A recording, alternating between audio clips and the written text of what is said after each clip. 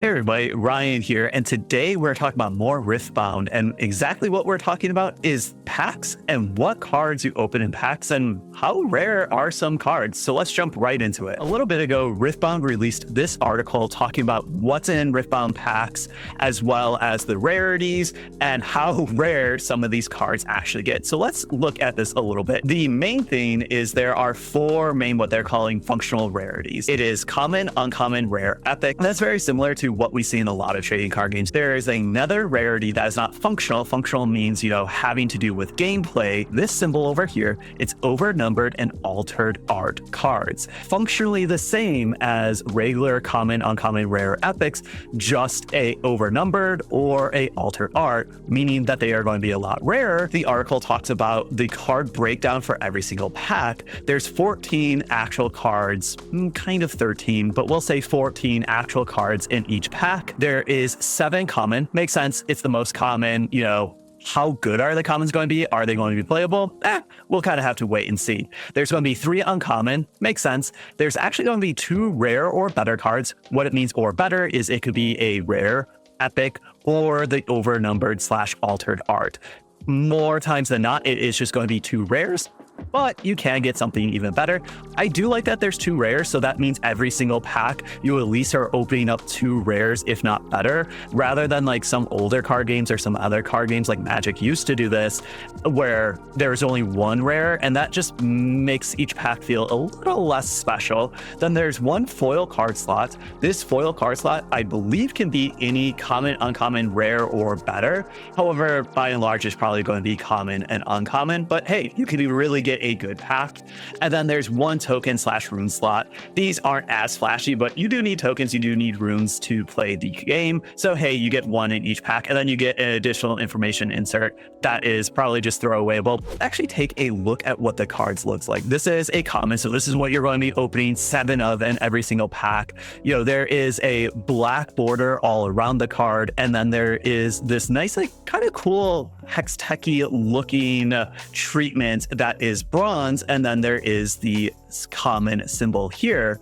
The uncommon is very, very similar, where you still have the black border. However, you do have the uncommon symbol right here rather than the common, and the hextechy looking style silver rather than bronze. So right away you can tell just by the color of the border or by the set symbol. The rares is where it starts to look kind of different and a lot cooler. Of course, you still have the rarity symbol right there, and you do still have a black border. However, this is a little bit more like an extended art, where the text box is, you can see through the text box into the actual art, as well as some of the cards are having parts of the art kind of break the frame and go into that black border, where right here, these little purple shots are not going past this border. This text box, you cannot see through it to the art. So right there, the rares look a little bit cooler, a little bit more fun. All rares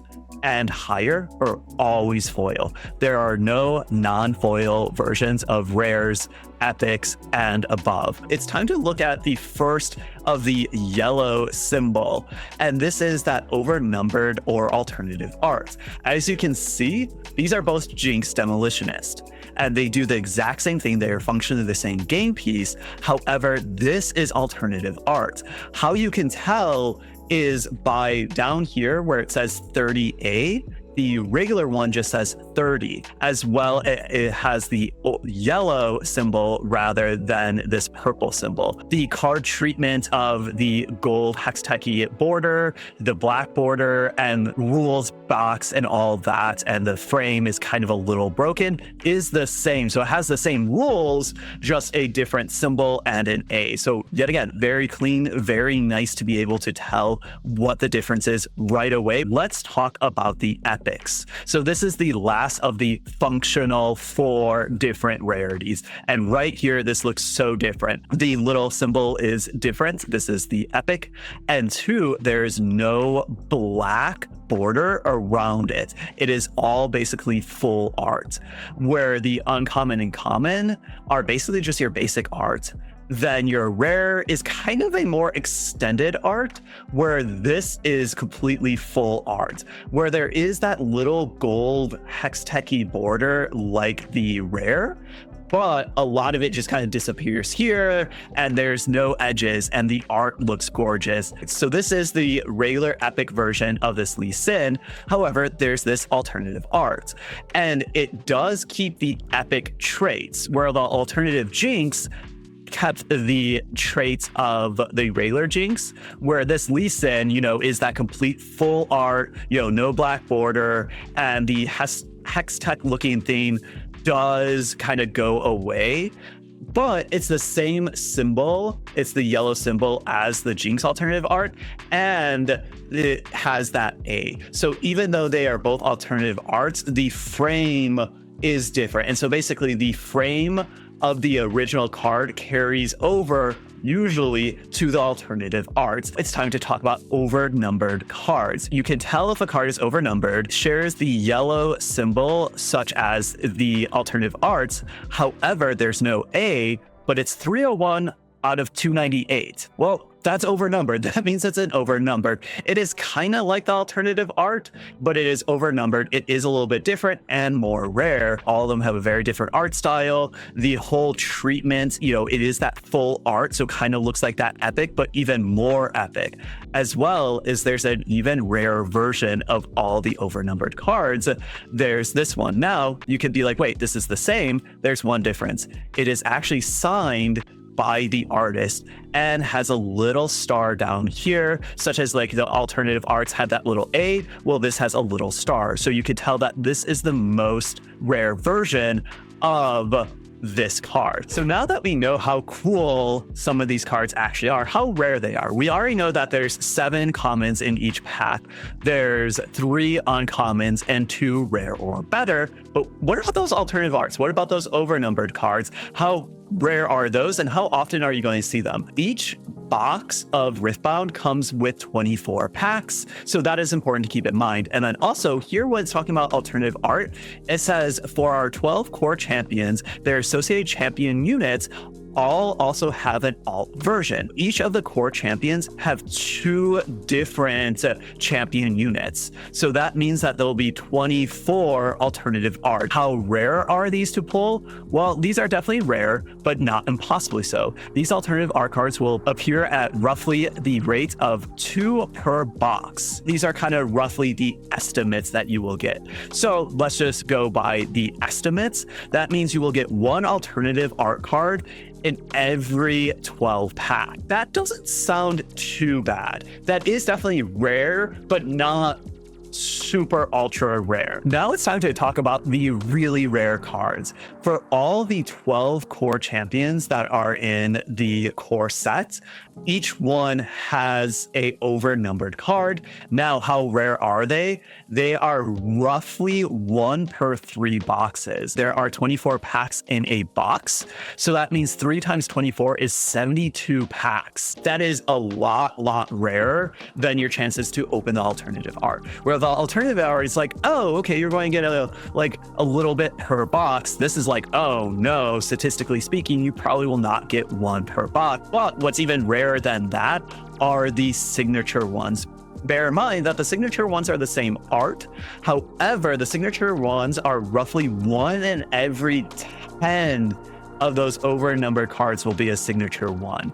That makes those the rarest things that you can open in Riftbound. It's fun to look at the cards, and there's a lot of really cool art. Even on the commons and uncommons and normal rares, it's really cool. And I do really like that they are changing the frames just a little bit between the common and uncommon to even differentiate those a little bit. And then the rares look a little bit different because then there's the gold frame, as well as the art is now a little bit more full. It's not full art, it's almost like extended art. And then the epics are those full arts. And then of course you get all the alternative arts. That is really cool. And I do really like that. For me, I'm usually more of a competitive player, not necessarily the collector. However, sometimes it's fun to have some of the alternative art cards.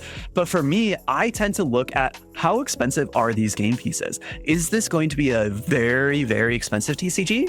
Or is it going to be a relatively cheaper TCG to buy a, a top tier, tier 1, tier 2, tier 3 deck and play with, because all TCG prices are not equal. There are definitely those card games that are way more expensive and way cheaper to play. That does not necessarily mean to collect. It is very good when games do have alternative arts or overnumbered cards that are rarer, that are harder, because then guess what? The collectors can buy those. Those are the chase cards. Those are what people are opening up packs to try to find or paying a lot of money for, where then the regular version that, a lot of the players will be playing with aren't necessarily as expensive. So I do feel like there needs to be that ebb and flow of, hey, there needs to be some of these chase cards that the collectors want, where then the regular game pieces are, for the players. Or hey, if you are a collector but don't want to, spend tons and tons of money, well, then you just collect the base card. I think that kind of gives a good base where hopefully everyone's happy, because I do feel like at the end of the day,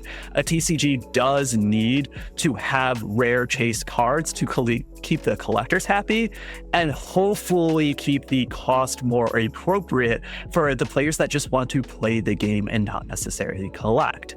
Now, will Riftbound achieve that balance? Who knows? It's too early. The packs haven't even been sent out, but I do like the numbers that they are throwing out there of how many, commons, uncommons, rare, or better you get in each pack. How hard are the epics, where, yeah, they're harder, but they're not super rare. And then, of course, the alternative arts get a little bit harder. Then the overnumbered cards get even more rare. And I do like this ebb and flow.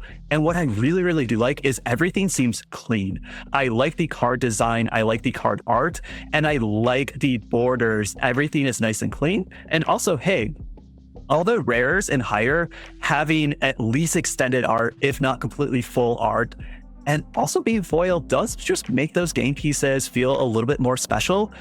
And they're not at all. They're just normal rares, and they feel a little bit more special. So that just makes it more fun to collect. And like I said, I tend to just get the game pieces, but hey, if my game pieces look cool and more pretty and just fun, that's even better, especially because I do like League of Legends, where I can actually see myself wanting to collect some of these cards just for the art. That's going to be it for me today. Leave a comment down below with what topics you would like me to talk about, because we have a couple more weeks, well, actually a little bit over a month until the game releases, and I'm probably just going to pick some of these topics, talk about them, because right now I like reading these articles. I like talking about these articles because this is how I get excited, just kind of theory crafting and be like, oh, I wonder how expensive these game pieces are compared to the alternative art versions. Overall, thank you all for watching, and I'll see you all next time.